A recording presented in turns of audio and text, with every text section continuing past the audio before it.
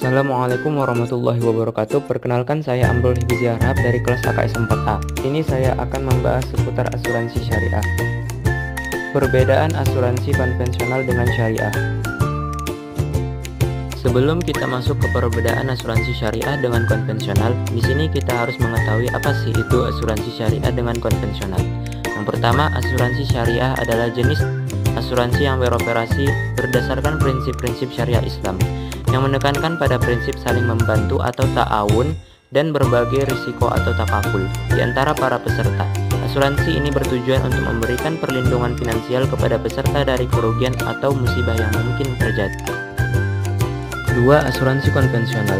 Asuransi konvensional adalah jenis asuransi yang beroperasi dengan prinsip jual beli risiko atau transfer risk. Dalam asuransi konvensional, pemegang polis membayar premi kepada perusahaan asuransi untuk mengalihkan risiko finansial tertentu kepada perusahaan tersebut. Berikut beberapa perbedaan asuransi syariah dengan konvensional. Asuransi syariah memiliki Dewan Pengawas Syariah yang bertugas mengawasi produk yang dipasarkan dan pengelolaan investasi dananya. Dewan Pengawas Syariah ini tidak ditemukan dalam asuransi konvensional. Investasi dana pada asuransi syariah berdasarkan bagi hasil bersih dari gharar, maisir, dan riba. Sedangkan pada asuransi konvensional memakai bunga atau riba sebagai landasan perhitungan investasinya. Asuransi syariah dibebani kewajiban membayar zakat dari keuntungan yang diperoleh, sedangkan asuransi konvensional tidak. Pembagian keuntungan pada asuransi syariah dibagi antara perusahaan dengan peserta sesuai prinsip bagi hasil dengan proporsi yang telah ditentukan. Sedangkan pada asuransi konvensional, seluruh keuntungan menjadi hak milik perusahaan. Penggolongan jenis usaha asuransi. Penggolongan jenis asuransi di Indonesia bisa dibagi dari berbagai segi, yaitu yang pertama, asuransi ditinjau dari fungsinya. A. Asuransi kerugian, yaitu usaha yang memberikan jasa-jasa dalam risiko atau kerugian, kehilangan manfaat, dan tanggung jawab kepada pihak ketiga yang timbul dari peristiwa yang tidak pasti.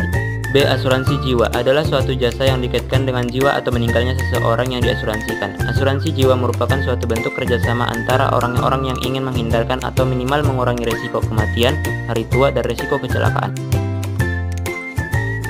2. Asuransi ditinjau dari segi kepemilikannya. A. Asuransi milik swasta nasional, yaitu perusahaan asuransi yang dimiliki dan dikelola oleh pihak swasta dan tetap dalam naungan pemerintah. B. Asuransi milik pemerintah, yaitu perusahaan asuransi yang sepenuhnya dimiliki oleh pemerintah dan dikelola oleh badan yang berwenang dalam kepemerintahan.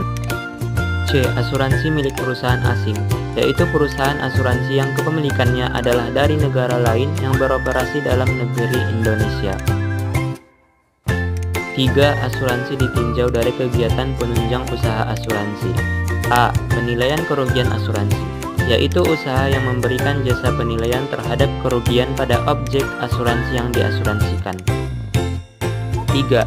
Asuransi ditinjau dari kegiatan penunjang usaha asuransi. B. Pialang asuransi, yaitu usaha yang memberikan jasa keperantaan dalam penutupan asuransi dan penanganan penyelesaian ganti rugi asuransi dengan bertindak untuk kepentingan tertanggung. C. Agen asuransi, yaitu pihak yang memberikan jasa keperantaraan dalam rangka pemasaran jasa asuransi untuk dan atas nama penanggung. Mekanisme kerja asuransi syariah. 1. Underwriting adalah proses penafsiran jangka hidup seseorang calon peserta yang dikaitkan dengan besarnya resiko untuk menentukan besarnya premi, atau dengan kata lain merupakan proses seleksi yang dilakukan oleh perusahaan asuransi jiwa untuk menentukan tingkat resiko yang akan diterima. 2. Polis asuransi adalah surat perjanjian antara pihak yang menjadi peserta asuransi dengan perusahaan asuransi. Polis asuransi merupakan bukti otentik berupa akta mengenai adanya perjanjian asuransi.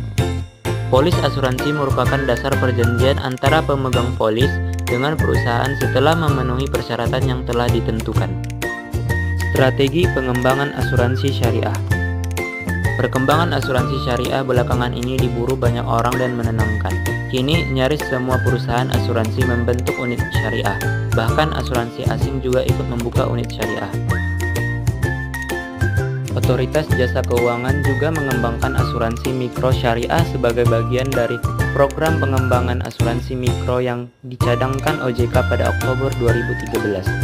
Beberapa perusahaan asuransi sebenarnya sudah memiliki produk asuransi syariah dengan premi atau kontribusi yang relatif kecil. Demikian penjelasan dari saya seputar asuransi syariah. Semoga apa yang saya sampaikan dapat memberi manfaat dan wawasan bagi kita semua. Sekian, wassalamualaikum warahmatullahi wabarakatuh.